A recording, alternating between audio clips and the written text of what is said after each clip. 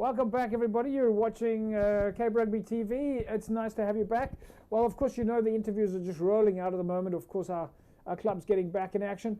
Unil Rugby Football Club has been, it's really been coming stronger and stronger every year. And it's been great to see how Unil, of course, have been supporting club rugby, a lot of development projects.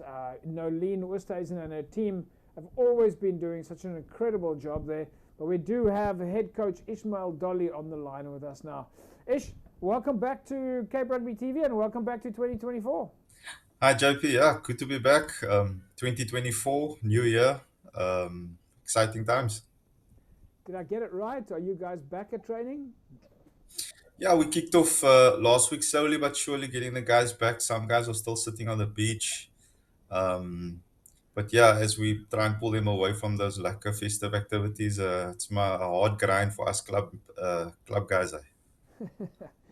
So before we start talking about 24, just give us a thought of 2023. It was an interesting season. Looking at the log, for example, and Marty's, and we spoke to Kabamba Floors last week. But I mean, looking at a club like Marty's, for example, by the second last game of the season, they were still sitting at number 8 on the log. A lot of people weren't sure where that was going to come from. And of course, they managed to fast track and go through. We saw Helderberg really dominating in the beginning of the season, and UCT was at the top of the log. I mean, it was a very interesting 23 season. Yeah, I think Marty's you can never write off.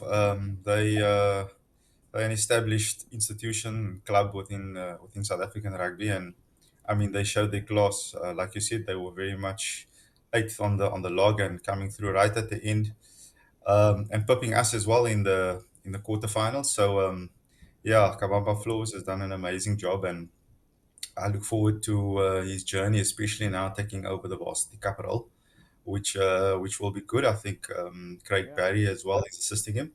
So yeah, Marty's one of those teams that obviously you never write off, and obviously one of the top teams in the country.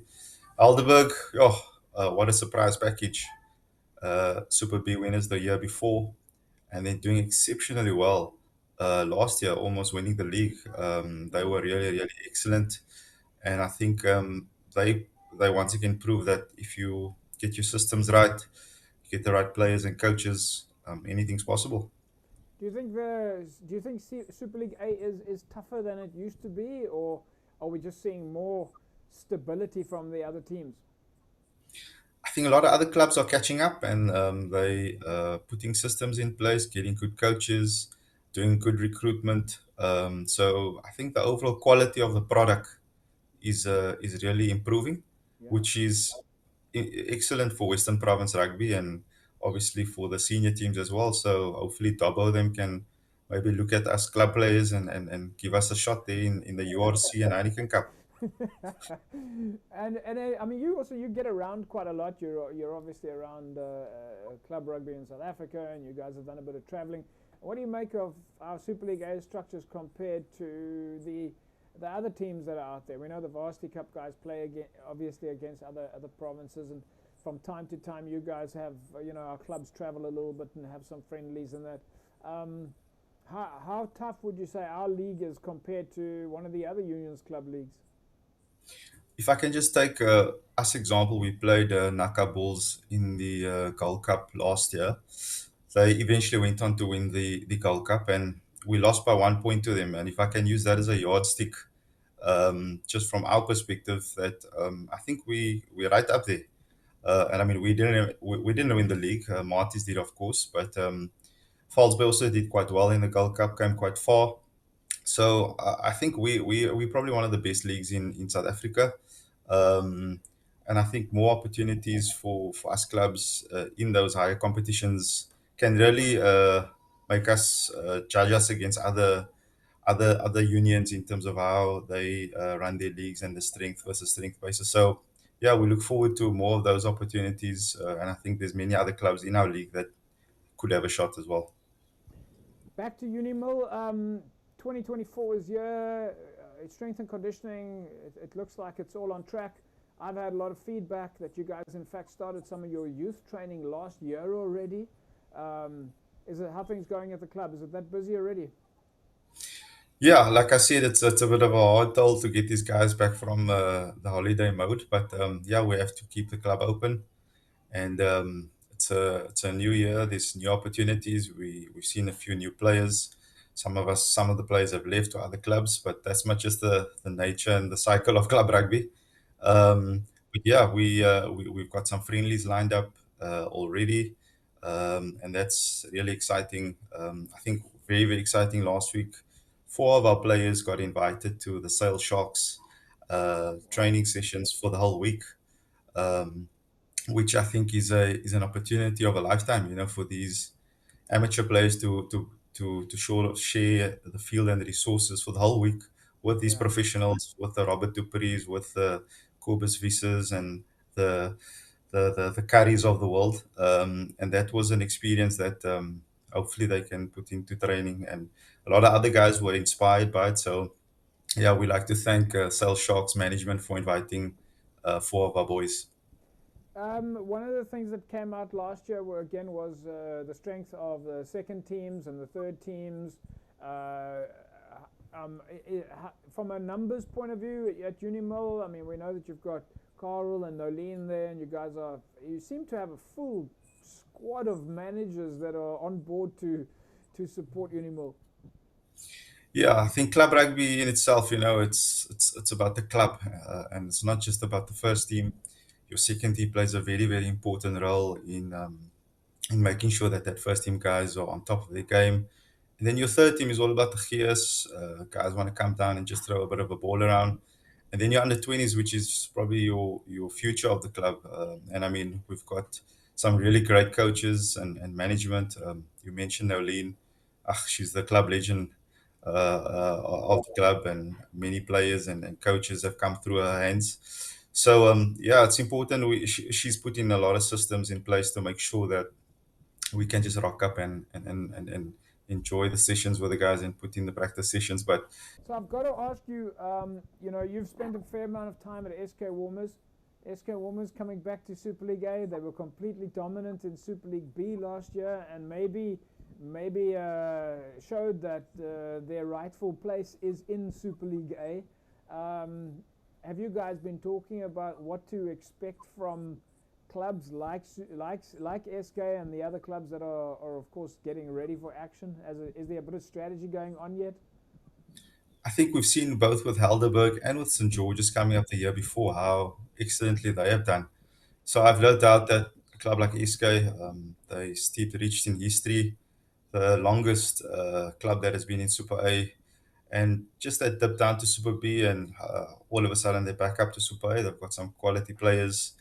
You think of the Twins, you think of Papas and the likes. Those are household names in club rugby. Yeah, And I mean, they went unbeaten in Super B last year.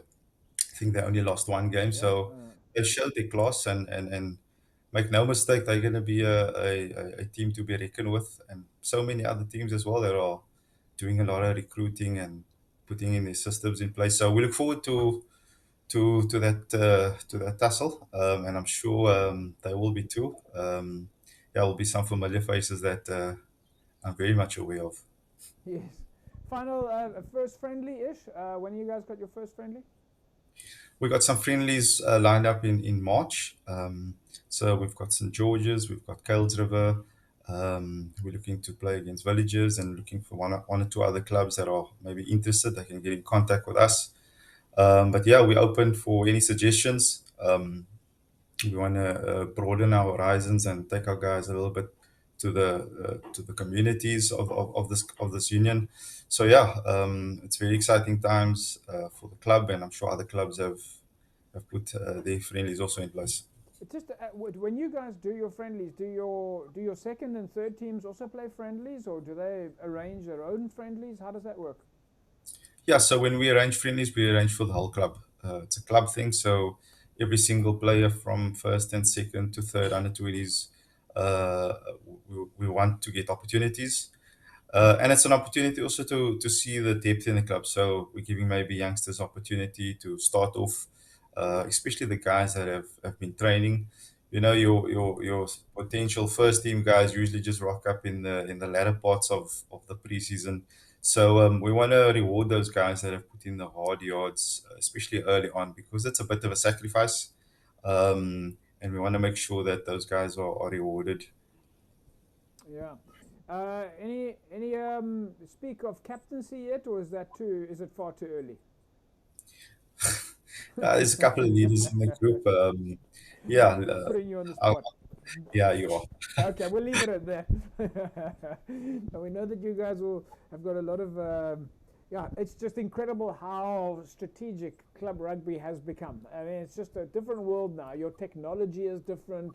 The fields are different. The support services are different. The management teams are different. The youth structure is different. It's just it really just incredible to me how you guys have taken the game. People like yourself and Nolene and the other administrators from Club Rugby. How you guys have all just galvanized under the flag of Western Province Rugby and turned Club Rugby into an absolute machine.